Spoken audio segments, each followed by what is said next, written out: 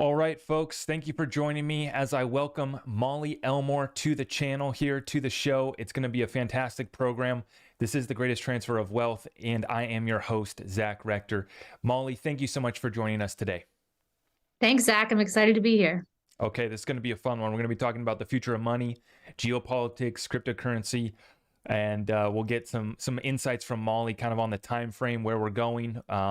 This has been an exciting week, to say the least, with all of the drama unfolding with FTX, and many people are wondering what to do, who to trust. Can we trust anybody in this space? And getting up this morning, going through Twitter, it's like I'm about ready to mute FTX because my whole feed is just full of the FTX drama.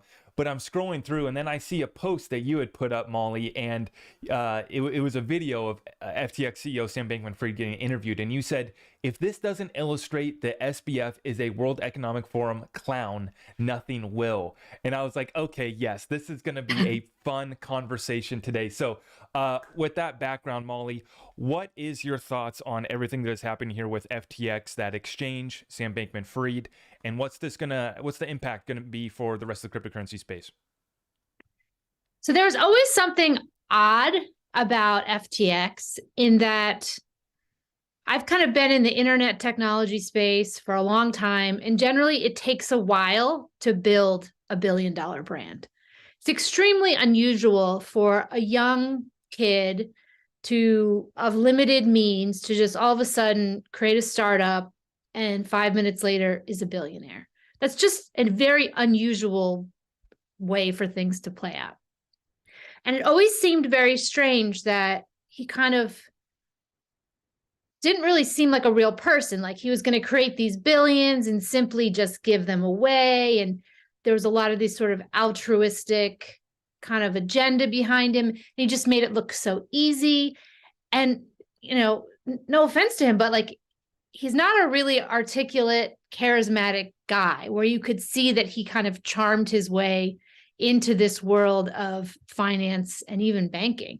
So I always wondered, like, there's got to be a little bit more to this story because he's just not checking off the boxes for somebody who would be a natural fit to kind of excel in the world of money. And now in the last 24 hours, we're seeing a lot of very suspicious connections between him.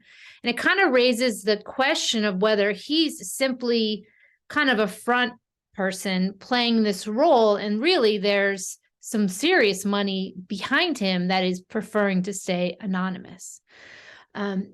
If you've kind of been in the kind of crypto world for a while and understanding money, you see that like there is a fair amount of money laundering going on, and when you bring in politics and significant political donations, it almost looks a little bit like the mob, where you're kind of buying off protection and paying for certain access to people.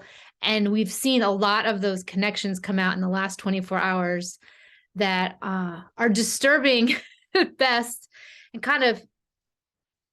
I'm kind of curious what's going to happen, because at this point we don't really know. Is he going to get to walk because he's a protected entity, or will they sort of sacrifice him to make a point and usher in very strict regulations, specifically in the US around investing with crypto assets, and sort of claim that it's for our protection, where it was maybe orchestrated. It's almost like he was set up, right? Like he was the good little boy, the good little puppet, right?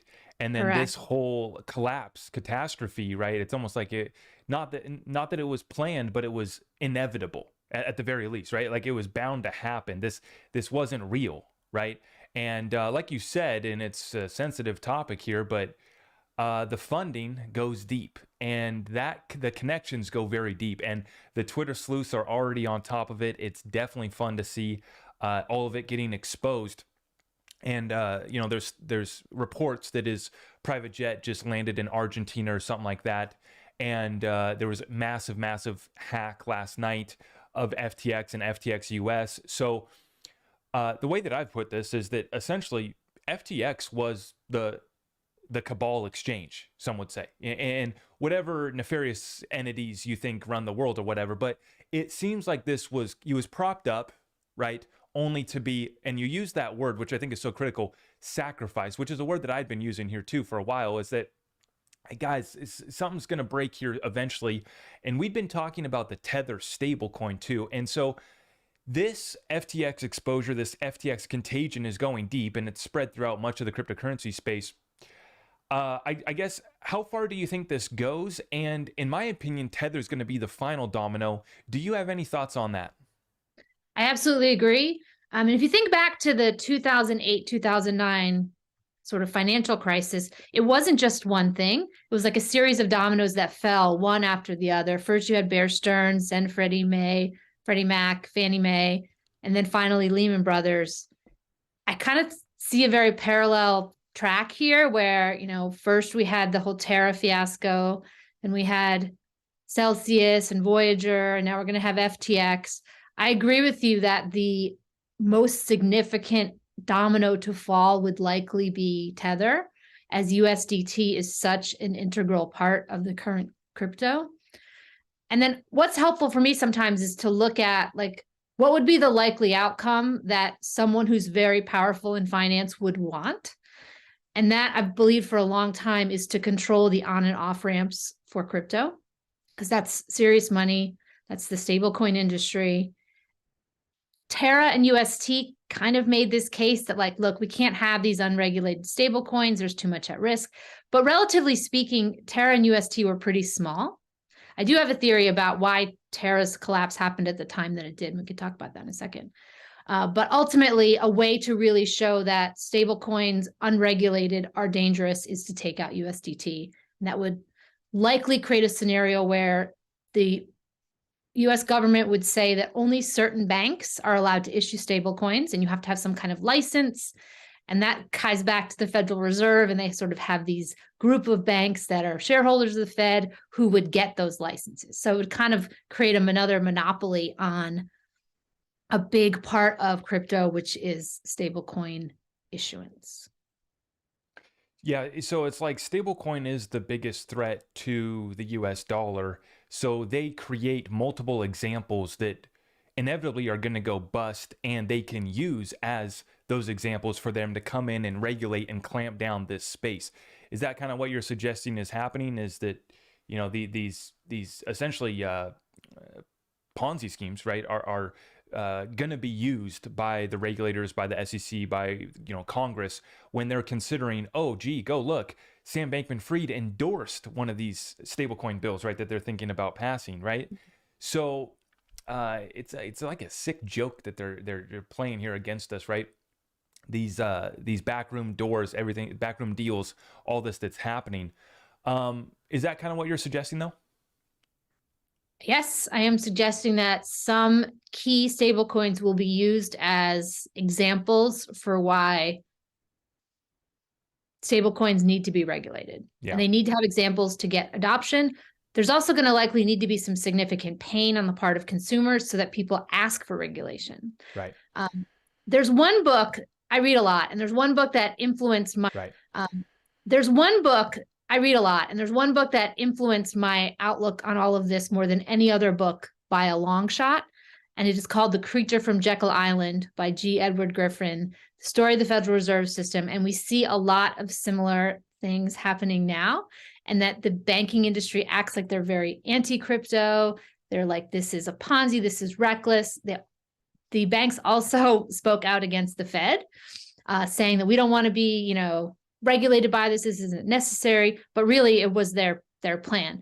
So I kind of look at a lot of things through that lens, and I'm very curious how involved banks like JP Morgan have been in crypto since the beginning, and whether they're just simply creating conditions where everyone embraces JP Morgan and co. taking over crypto for our safety and protection. Right. That's what we've been talking about too on our channel, is how all these guys have been running proof of concepts, doing tests, partnering up with Ripple and other entities going back to 2018. I mean, way back, right? Working with distributed ledger technology. But then you get Jamie Dimon out here and others that say, this is the worst thing ever. But meanwhile, they're figuring out how to open up trading desks for their clients. And so it's kind of a similar deal to when they rolled out the Federal Reserve. So and we're going to get into essentially what FTX was doing is what our Federal Reserve does, right?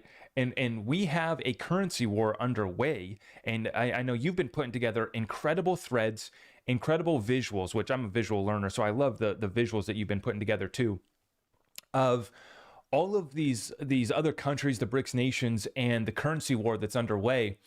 But I think this is the problem reaction solution that they've had planned and in motion for a while. Is that kind of the line of thinking that you're running with too right now? Absolutely. And that's why, even though I love the idea of Bitcoin, I have a pretty strong skepticism simply because it fits right into that model of problem reaction solution. So if I had to pick a logical candidate for who's really behind Bitcoin, it would be the banking cartel who created a problem in 2008 intentionally so that they could demand people request a solution. And that's kind of that framework that we see play out. So they create the problem, but they provide the solution that is not Correct. only going to maintain their control, but actually give them more control with this technology and what they are potentially going to be able to use it for. Correct. I mean, back then, if they had tried to introduce a digital currency at a time around a banking collapse and the banks had introduced it, there would have been massive skepticism. People would have said, no, we prefer cash. We don't want this controllable, programmable money. So there's just no way they would have, society would have embraced that. So they created a very clever, and I don't know this for a fact, this is just a theory that, they created this new sort of libertarian techie angle on it, where this is now freedom from banking.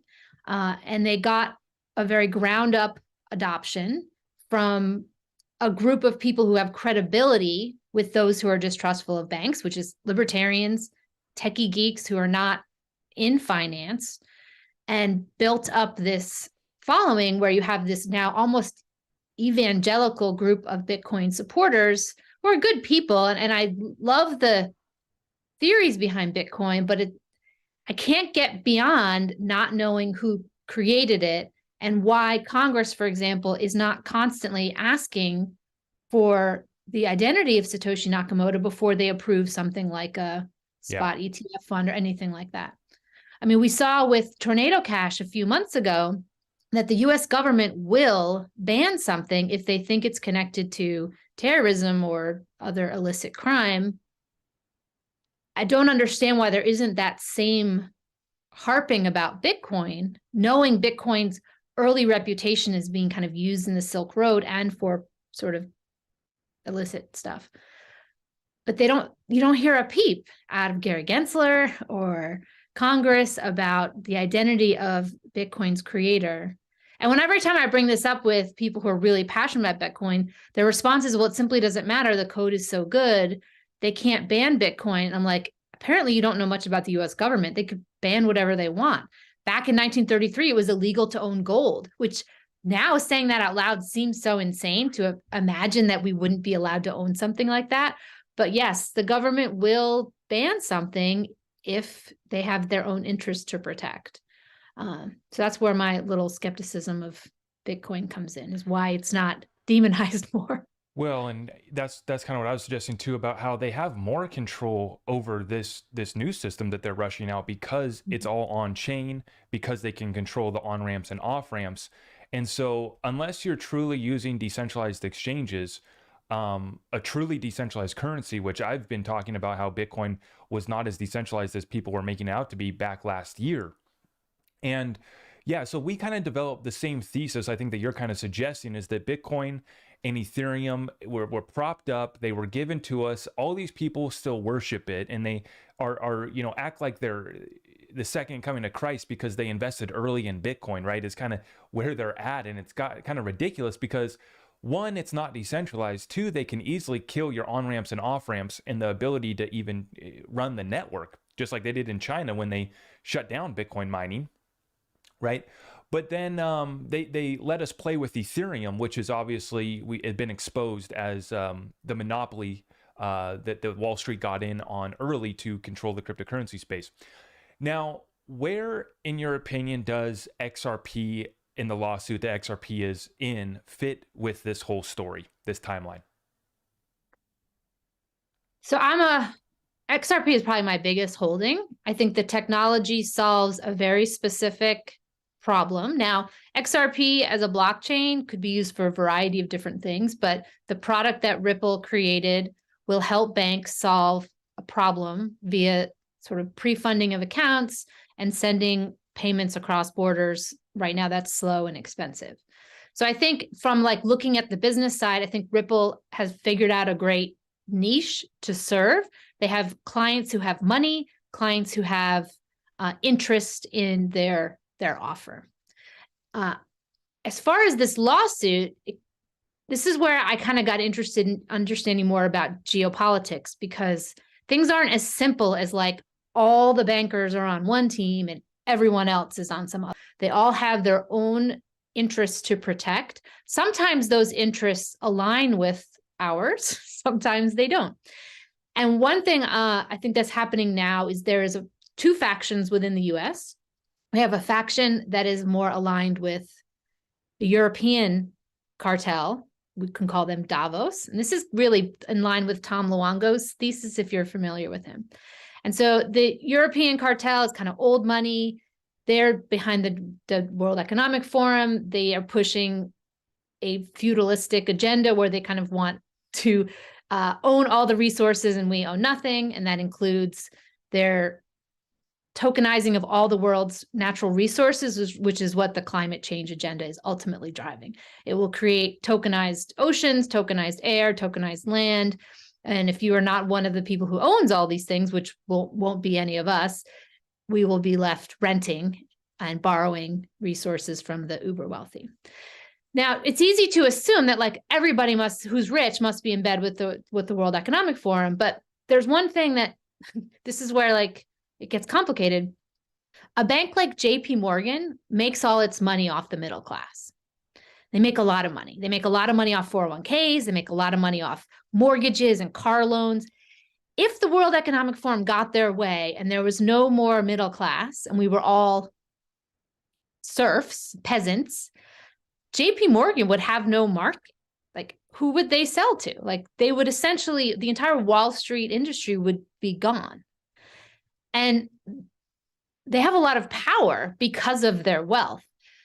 So this is where this Tom Luongo theory of the Fed being a separate faction from Davos and they're kind of at odds with each other is very interesting to look into, which is why the Fed keeps raising rates, knowing that it's hurting their own businesses, right? The Fed raise rates, it makes people unable to buy mortgages. They start defaulting on loans, like it hurts them.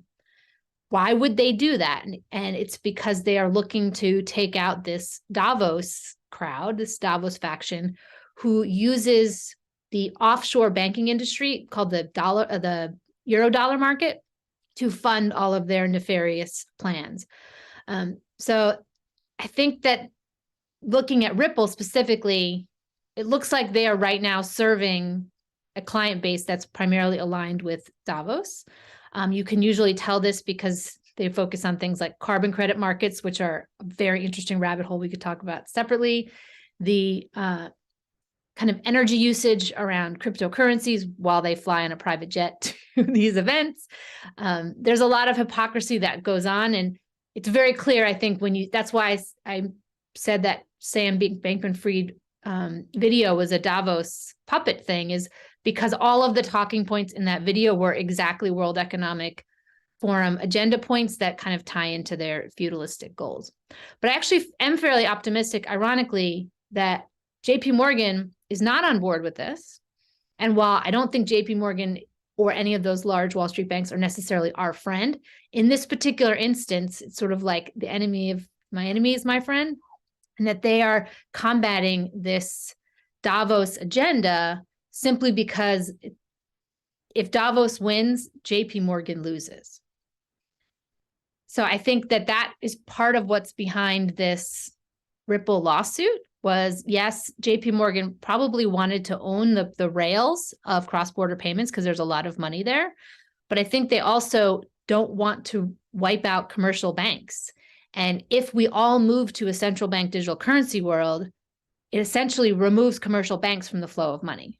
Right. If the money right now, the central bank creates reserves, They go to a commercial bank. The commercial bank issues loans, credit cards, etc. And the commercial banks have a very active role in how money is created and money works, and they make a lot of money off interest. In a CBDC world where all the money is minted on the blockchain, how do commercial banks make money? Like, that's the end of them.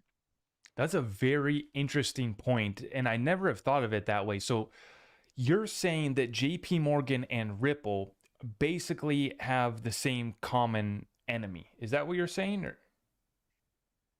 I think Ripple... Or are you saying that Ripple is working with the Davos World Economic Forum crowd? Simply because they go to the World Economic Forum events. They're on the World Economic Forum website. They are also pushing carbon credit markets and central bank digital currencies. Ripple seems aligned. I don't know if like someone like Brad Garlinghouse shares those values of feudalism, but it looks like those are their clients and they have to toe the line as long as they choose to work for central banks. I would love to be wrong about Ripple, to be honest. I own Ripple private equity. I own a lot of XRP. I do think that there are some things about those products that aren't in the interests of humanity. But XRP would be the rails for the CBD system that you're talking about, the World Economic Forum, the Davos entities want to push, which would remove commercial banks and the ability for JP Morgan and others to collect all their fees and make all their money. So what you're saying is that JP Morgan is helping to slow down or stop the CBDC one world government, one world bank, one world dollar agenda. Is that kind of correct? And it might not be because they're good guys. It might be simply because it doesn't benefit them. It's about money. It's about money, yeah. Now, the other thing to remember too is there's two kinds of CBDCs. This is really important. Wholesale CBDCs are really what Ripple's primarily focused on, and that's how banks send money to other banks. I have zero concerns about wholesale CBDCs. I think they actually solve an efficiency problem. This is what ODL is for. When you talk about how there would be a private ledger where banks exchange money with other banks, that's all wholesale CBD stuff. I think that's great. My concerns, the dystopian stuff, comes in with a retail CBDC, which Ripple doesn't seem to be as actively involved in, even though they have employees at Ripple whose like title is CBDC stuff. So we'll see. I mean, Stellar, to be honest, is also in the retail CBDC space. And the CEO, or I guess it's a nonprofit, whether she's CEO or some other title, Danelle Dixon, I did hear her say that, you know, you can issue programmable money on a private ledger on the Stellar blockchain, but she hopes that there's like human rights are not violated in that. So I think that she's the only person I saw at that level who did even reference that this could be used for nefarious purposes if you allow government to program money. So I don't really necessarily know how it's going to net out. I mean, it's like the internet. The internet can be used for great purposes or for evil purposes. Same thing with programmable money. Like if you have really good people with integrity managing the smart contracts, like we're good. There's no problem there. The problem comes in when you have somebody managing the smart contract on a CBDC retail one, and they use it for their own power and manipulation of people. Now, okay, so since we brought up CBDCs, do you think that there is, you started to allude to it, is there a potential to, for me, and I'll just give this context, I wouldn't mind a CBDC if it was backed by gold, if it was backed by real assets, if it was backed by XRP, gold, silver, oil, whatever commodity you want to back your CBDC by, so that we know it's actually backed by something. And then please give us our privacy and respect our privacy and security, and not have the ability to shut down people ability to transact just because they voted the wrong way or they crossed the sidewalk, didn't use the sidewalk. Is that even potential, or is that a pipe dream that's just not possible? What do you think? Or is it a mix of both? We will get asset backed CBDCs, but they are still going to use the CBDCs to control us. Where do you think this goes with the CBDCs? So I think there's a couple different elements to that. One is whether or not we will move to asset-backed currencies. Forget about whether they're a CBDC or just some other widely used digital asset. I think the BRICS nations are going to use some game theory. And if they start embracing asset-backed currencies, it's going to force the West to do it, because nobody's going to want to hold a Western currency if there's a better option that they could hold their wealth in otherwise. I mean, that's really where like the dollar's power comes, is that nations store their wealth in dollars and trade is done in dollars. So if you are profitable in your trade and you have like extra money that you earn, that you have to hold it in something, for the longest time, 80 years, countries have held that in dollars. If countries now have a better option that's tied to gold or oil or some other valuable asset, why would you hold dollars when you could hold something else? So that game theory, I think, is going to force the West to follow suit if we see the BRICS nations move ahead with that. Now, whether or not we have a CBDC in the US, the only thing that really scares me about a CBDC in the US is if it is the only money that we are allowed to use. Because right now we have a lot of choices. You could buy stuff in Bitcoin if you wanted. You could buy stuff in paper, in cash. You could buy stuff. You could pay your neighbor in euros for all we care, right? Like we have the option of using a lot of different currencies. Now, when you pay taxes and you get paid by an employer, if you have a job in the US, you're going to get paid in dollars. If all of a sudden we had a CBDC and employers started to pay you in dollars, just for example, but you had the ability to take that CBDC and convert it to something else, then they can't really make that CBDC suck, or people would just be like, well, we're not going to use it. If it was forced and said, you are not allowed to, in the interest of national security or financial stability, allowed to use any currency but the CBDC, that's when problems come in. And that's when the social credit system that you mentioned comes in, where if you do not have a certain set of beliefs, or you speak out too loudly, or you do something else that the state does not deem desirable, you could be financially penalized. And that's where all this dystopian control mechanisms come into play. But that only is possible if it's the only currency you're allowed to use. Now, in terms of the Fed doesn't really benefit from a CBDC, as I mentioned before, in that the central banks, the US central bank is kind of owned primarily by commercial banks.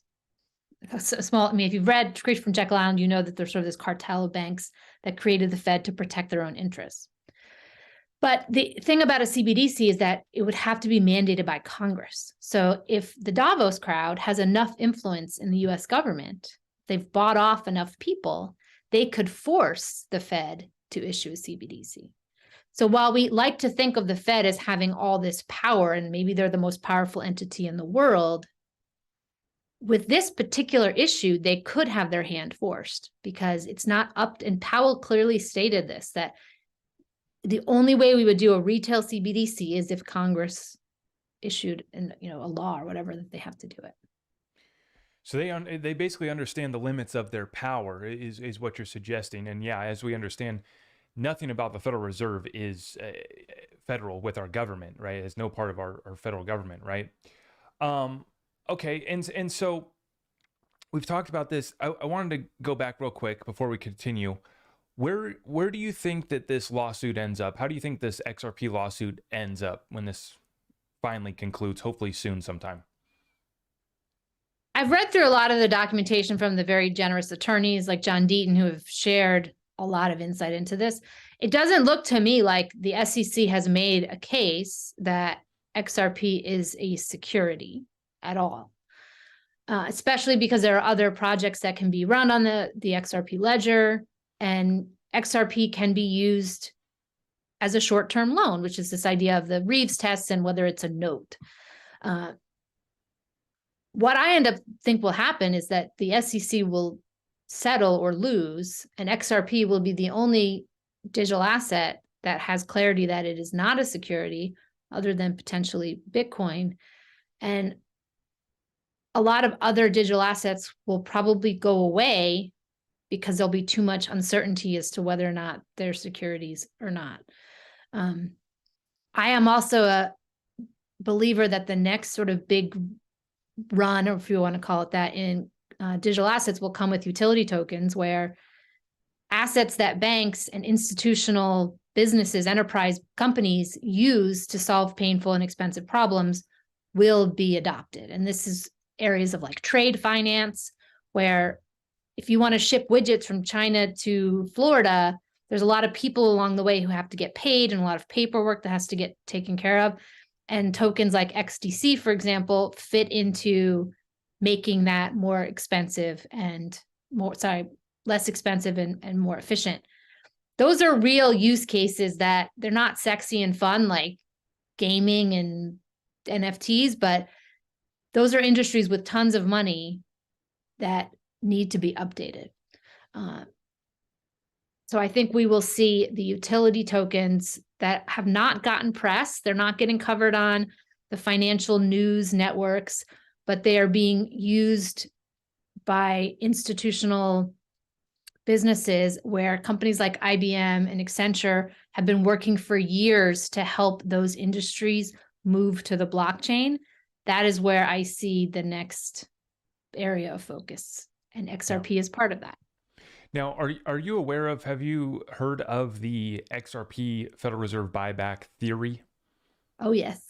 What are your thoughts on that theory? I wrote a thread on that.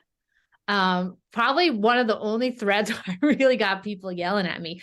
XRP people get really fired up if you bring up this topic, by the way. And actually, I wrote a thread like 2 days ago trying to figure out if it's possible to even retroactively asset back something like XRP with gold after the fact. Now, Jimmy Valley's thesis, I think, got misinterpreted a little bit. And he said that this was something he thinks that the Fed and central banks have done. Essentially, they created an agreement years ago that they were going to use XRP as a way to, as a reserve currency, essentially, to facilitate trade between countries. And then it makes a lot more sense if it's at a higher value. And Jimmy's point was that you wouldn't make this deal and not settle on the price. Like, you wouldn't work out all of these other details around this arrangement and forget to make the financial side of that deal.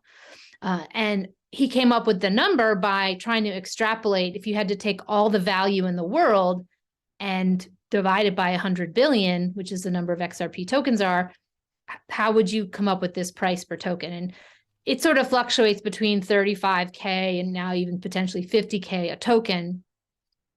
I mean, that is sort of, I think there is plausibility in it, because if everything becomes tokenized, which is a concept we've heard in multiple places, and this even feeds into the World Economic Forum stuff where they want all land, all water, all resources tokenized, you have to have something that can represent all that value. And nothing like this has happened in our lifetime or ever. So it's difficult to believe it, because it's a very revolutionary idea that you would take all of the value in the world and have one asset represent it. And if that were to happen, which is kind of part of Jimmy's thesis around this XRP buyback, is the value of that token would have to be high enough to cover it.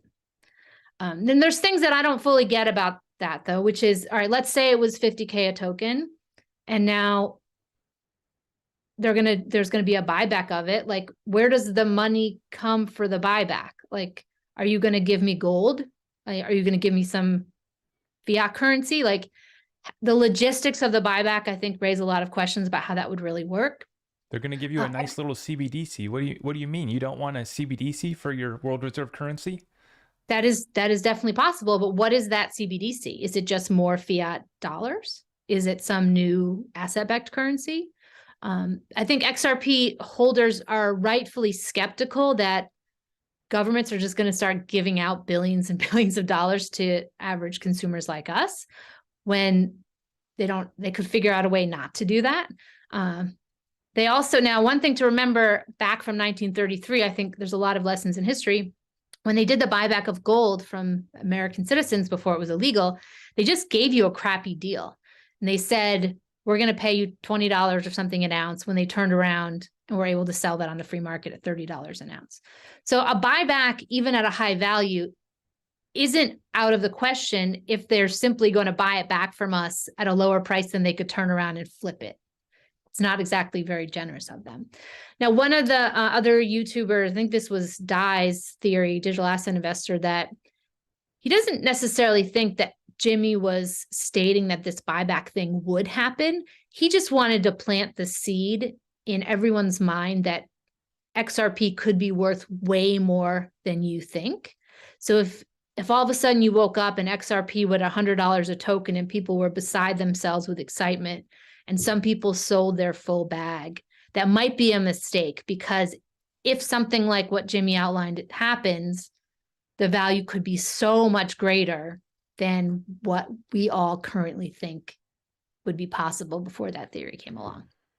Through all of your research and understanding on XRP and, you know, what solutions the Fed needs, how likely, if you had to give a percentage, do you think that buyback is of actually happening?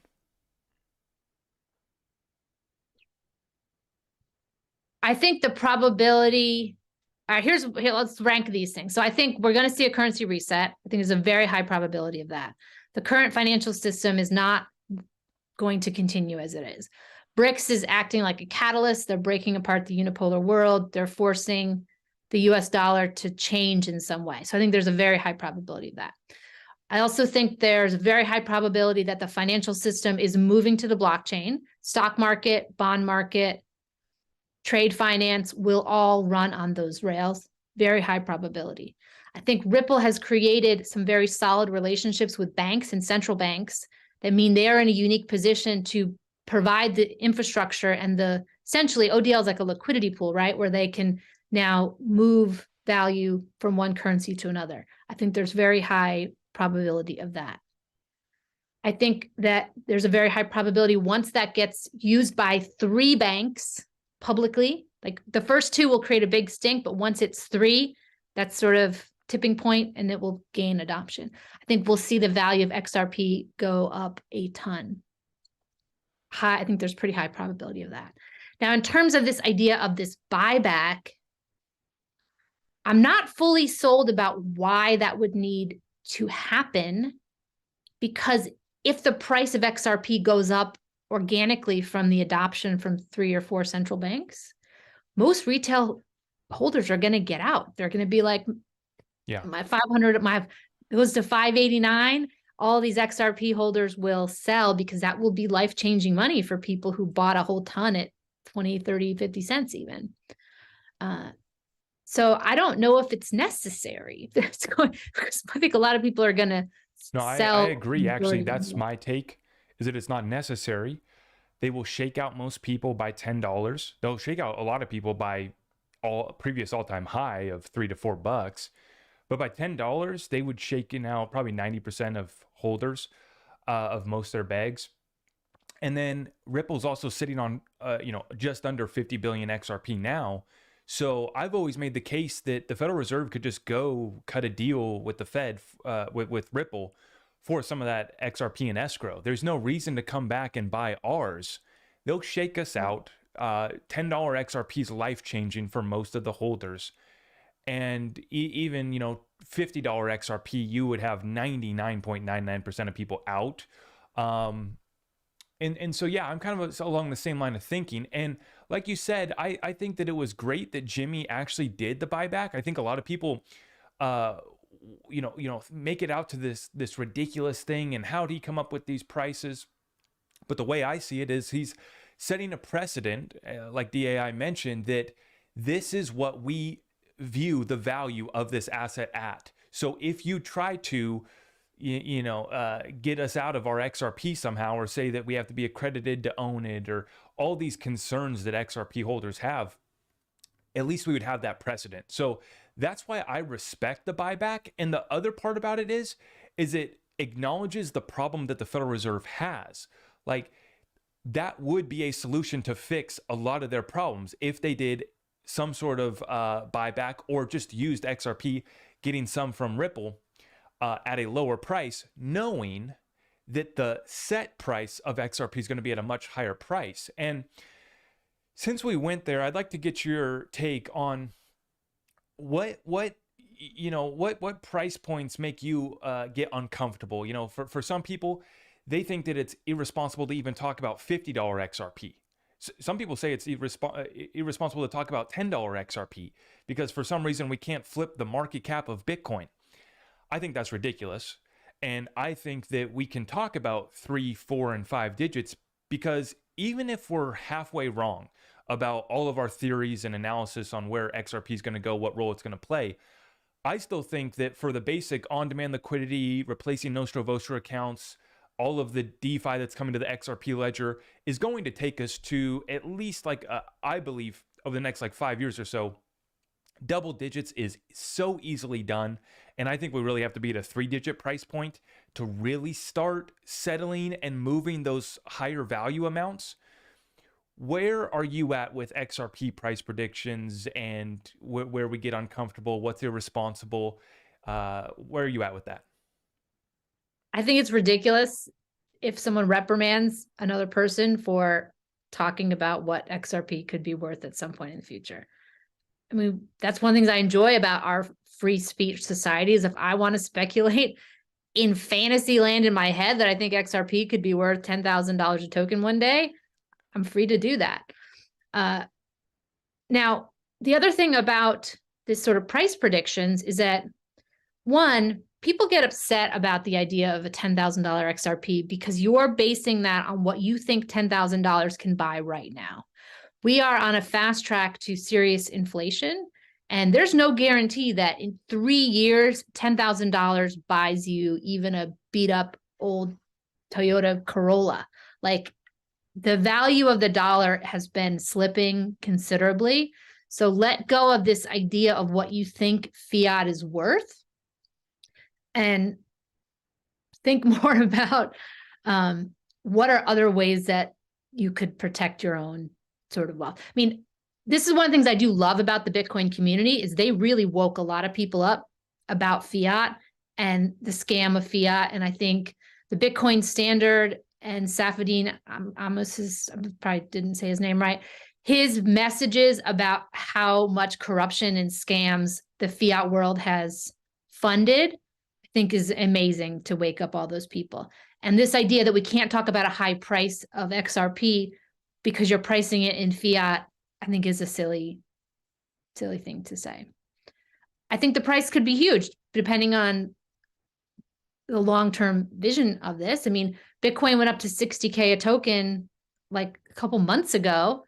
I bet you a couple years ago, if you'd said Bitcoin's going to be $60,000, people would have thought you were insane. How is that any different than saying that XRP could be worth 60,000 a token?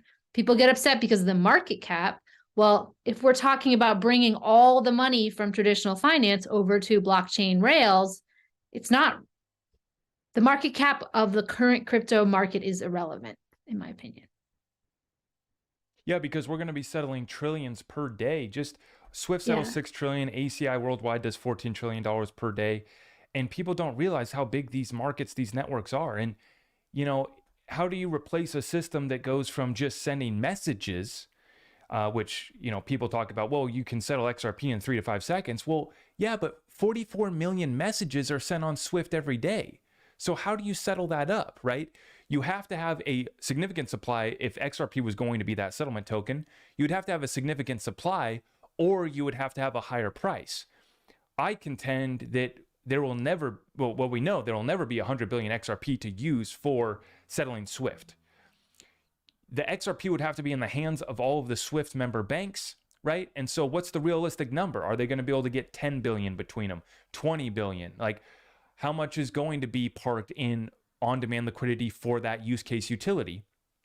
And then what price would we need to be at based off of how much of these markets are we going to eat up? How much of them are we going to be settling?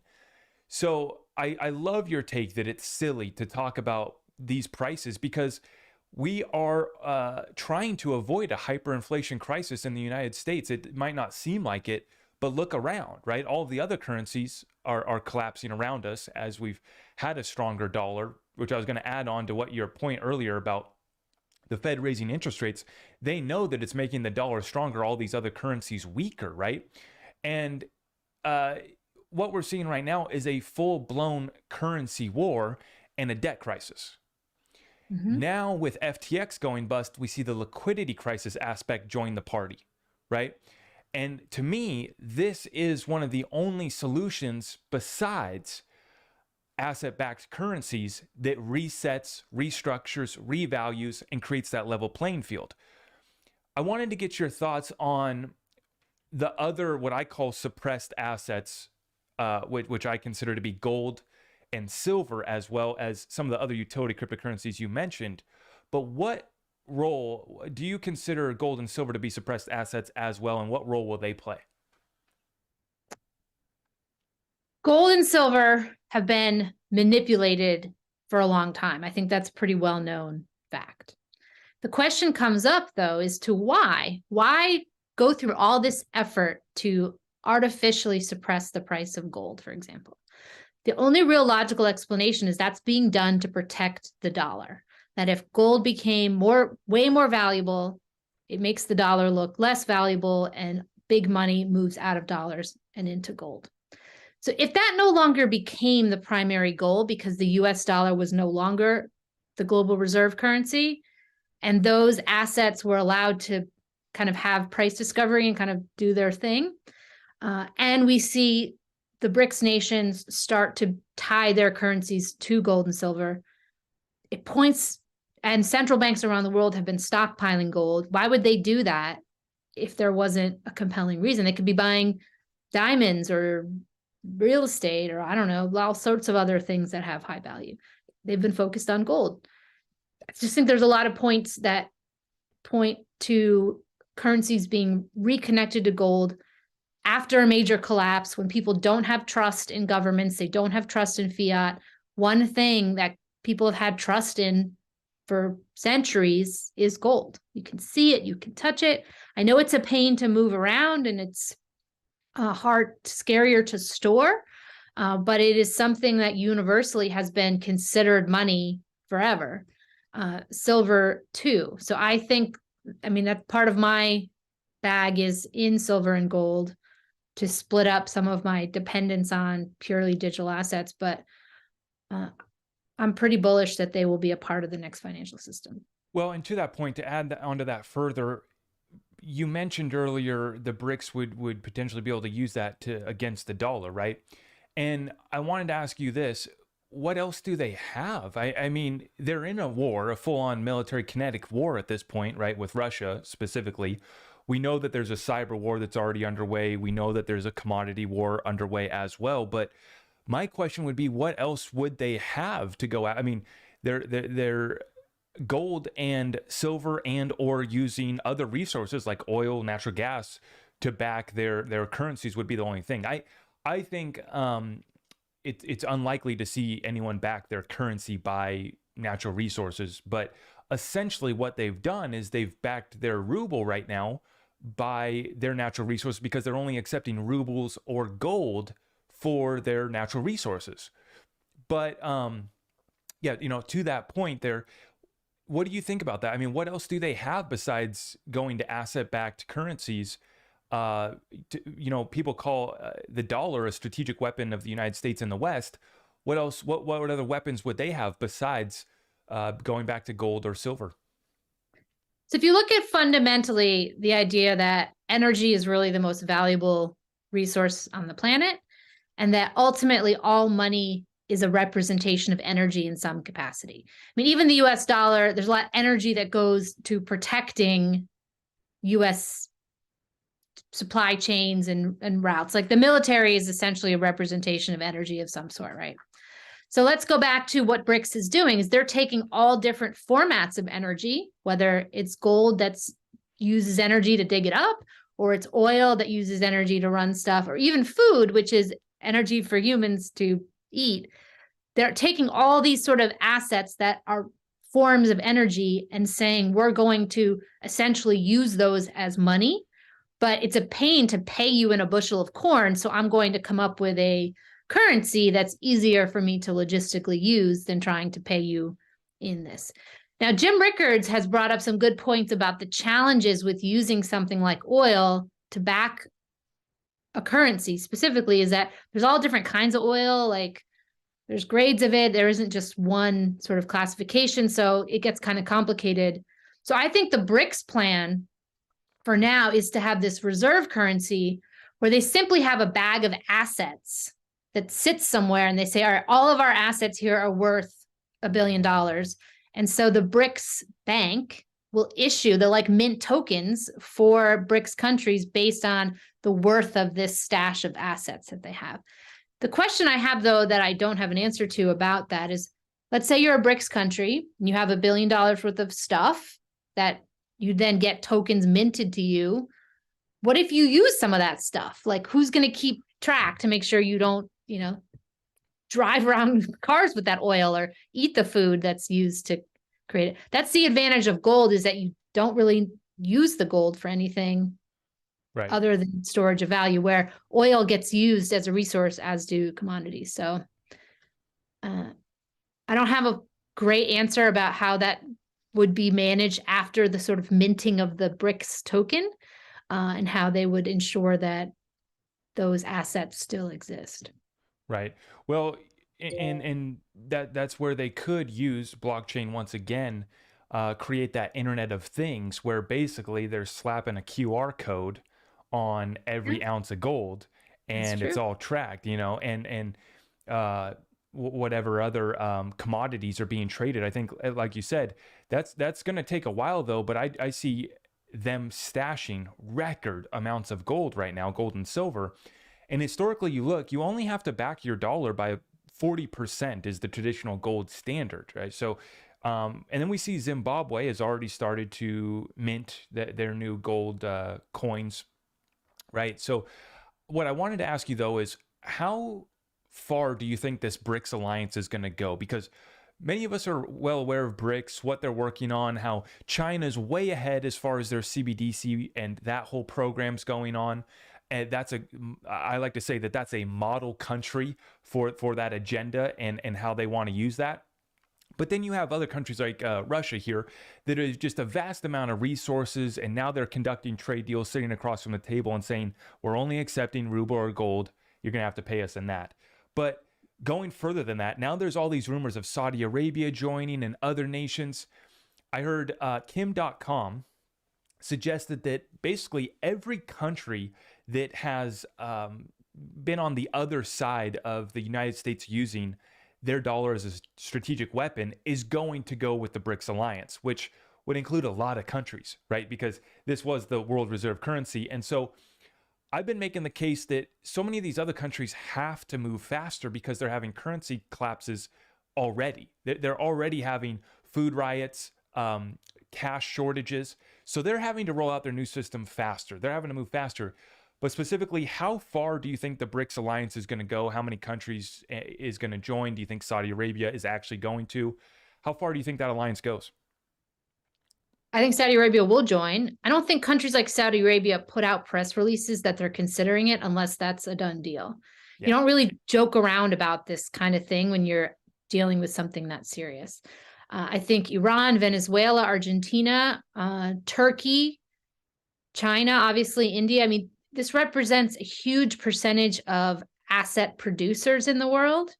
And if all of a sudden the global store only takes payment in this BRICS currency, it will force the hand of the West to comply. I don't think you need everybody to be in BRICS for BRICS to have a significant impact on the value of the dollar. Right. I also, as an American who is really passionate about small businesses and industry within the US, I think the dollar not being the global reserve currency is a good thing. It will revitalize US manufacturing a lot. I live in a very rural area in the South that was devastated financially when manufacturing left this region. And there aren't a lot of other types of jobs for people around here. They don't want to live in a city and go to work in like a corporate office. It's a very blue collar working class area. And I think if the dollar, fell in value and US products became more competitive overseas, it could be a great thing for the US. Well, we wouldn't be able to just trade fiat paper for whatever commodities or resources we want or goods, So that's an interesting point. Now, as we wrap up this session, where are we at on this timeline? And you know, we got the war that's going on, we got the currency wars that we've talked about, we got, just because a country doesn't send a representative to the most recent BRICS conference doesn't mean they're not going to be doing deals with the BRICS nations, right? And siding, not only militarily but financially with the BRICS as well. But where are we on this timeline? And to give you where I'm at, I think that we have about the next few months, I think, is when we're going to hit the climax of this war, of the bottom, quote unquote. When is the bottom going to come in? I think it's within the next 3 to 6 months. I think that we hit the peak climax of this war and everything.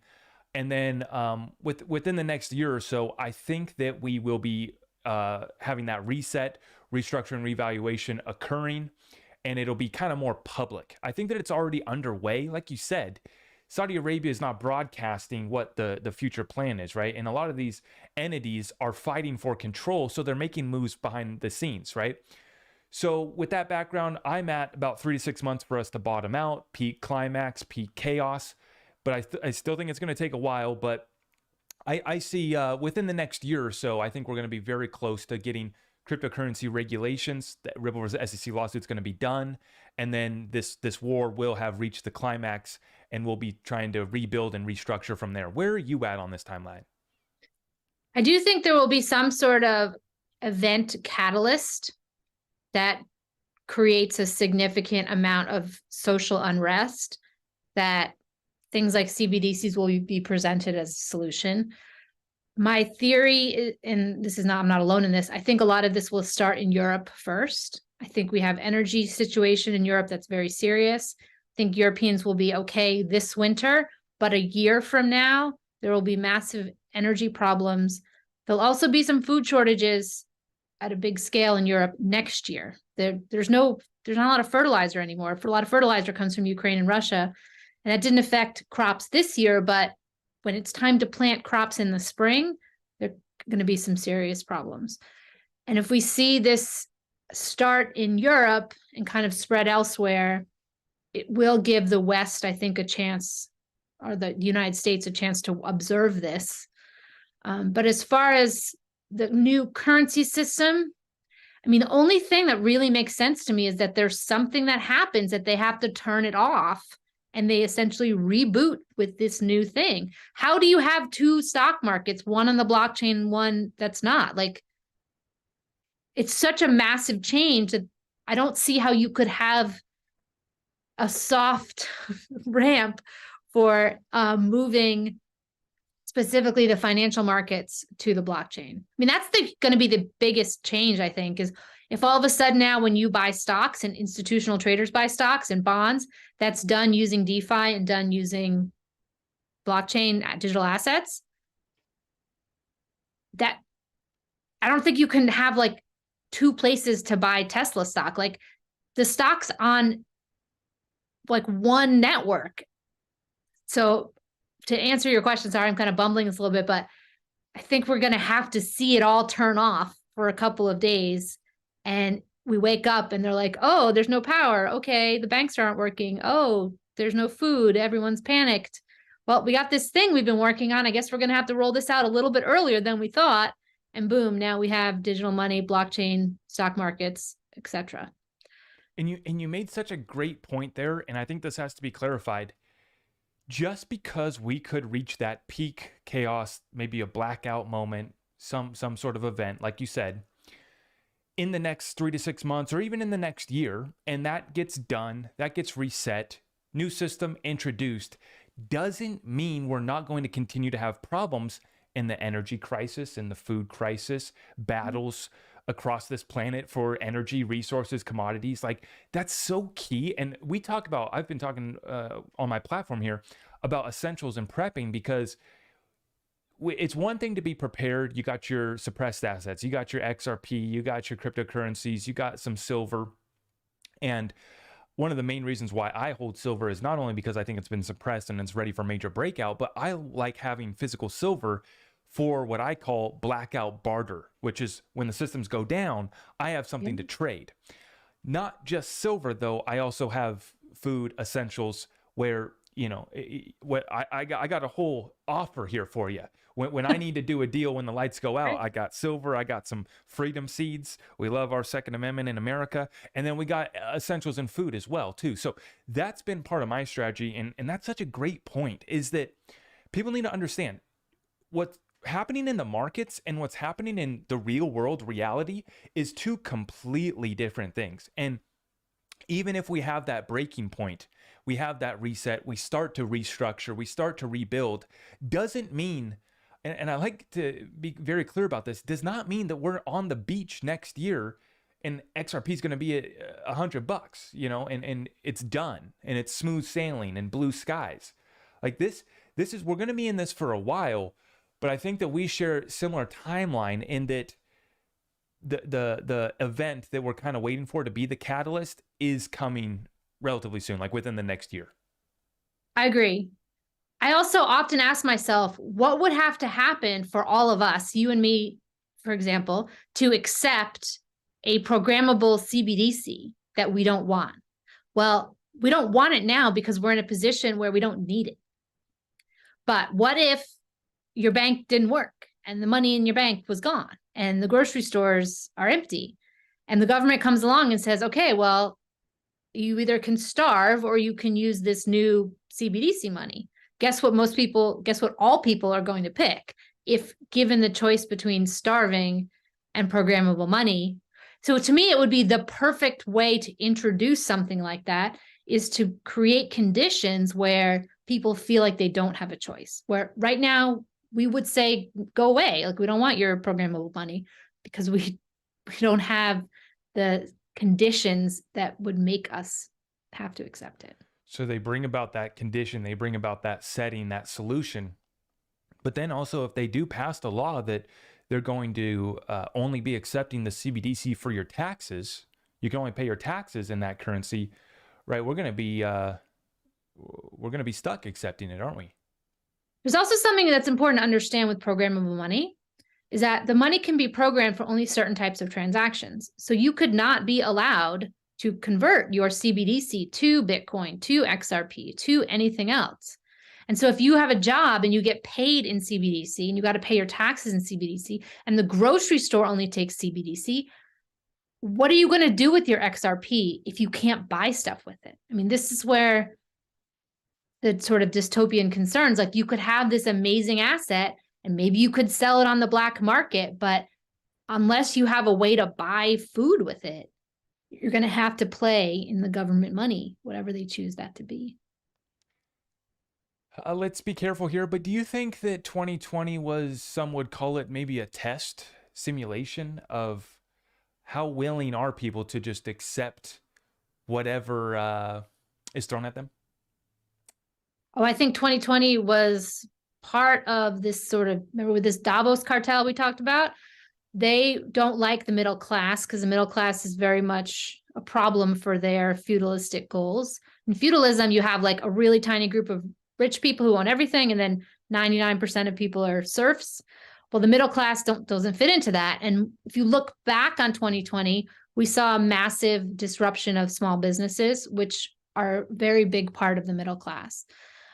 So I think that there was a financial and societal element to 2020, and that businesses, I mean, this was what woke me up immediately, was when there was a very subjective list of businesses that were allowed to stay open and businesses that had to close. And it wasn't fair. It made no sense why I could go walk around Costco with 10,000 people, but I couldn't go to a little cute tiny store on the corner that sold some of the same products. And I think it was very successful. I think we're seeing in Europe another wave of that with energy. I don't know, in the European news, it's very clear, like UK pubs, UK small businesses are all going out of business because they can't pay the electric bill. And so we'll see again a consolidation, that there will only be left very large companies who have good relationships with the state, and small businesses will continue to suffer. I mean, I know this is getting a little bit like depressing. I do have optimism that humans are incredibly resilient, and that when we are forced, our hand is forced, we will wake up. I think that if, for example, in the US specifically, if you told us we're not allowed to drive our cars anymore, and I live in a rural area where you can't walk anywhere, or there's no subway or whatever, a black market would emerge where tankers of oil would get hijacked and the black market would create a way for people to get resources that we need. I'm not advocating for crime or anything like that. I think that humans will find a way to survive. We're incredibly resilient. And I don't think that this WEF Davos crowd are guaranteed to win. Like, they have a lot of resources at their disposal. They have incredible control over media and influence. So they have things working in their favor, but I'm going to believe that the good guys are going to win in the end until I don't have that option to believe that anymore. Yeah. And what are you doing to prepare specifically in regards to all of these assets in your preparations? What are you doing right now to take care of your wealth, take care of your family? What are you doing with your businesses? Let's speak on that real quick before we wrap up this session. Sure. So first thing is that I talk about this stuff a lot, but I'm not really scared about any of it. I think this is an adventure where it's a very exciting time to be alive. And if you let this scare you and stress you out, you're sort of letting them control you at a very core level. So this is an exciting thing. In terms of assets, I do own a fair amount of digital assets, and I do not store them on any central exchange. So please, if you are watching this and you have anything on an central exchange, please move it to a cold wallet or some sort of wallet that you control. In terms of other assets, I mean, I'm lucky that I live in a log cabin in the woods. And so I'm not really worried about the same types of things that might be a concern in a city. We have plenty of protection. The roads are very windy. I think that if we saw a situation of like food shortages and rioting, I'm just fortunate that I live in a place that's very isolated from that. So I think I might have chose that subconsciously a couple of years ago when we moved up here as a way to sort of stay out of chaos. If you do live in a city, I would maybe consider some other options that might be around, because I think that this dark time that we might have to go through in this transition, I think cities will be a more difficult place to be in because there's more people fighting over fewer resources like food.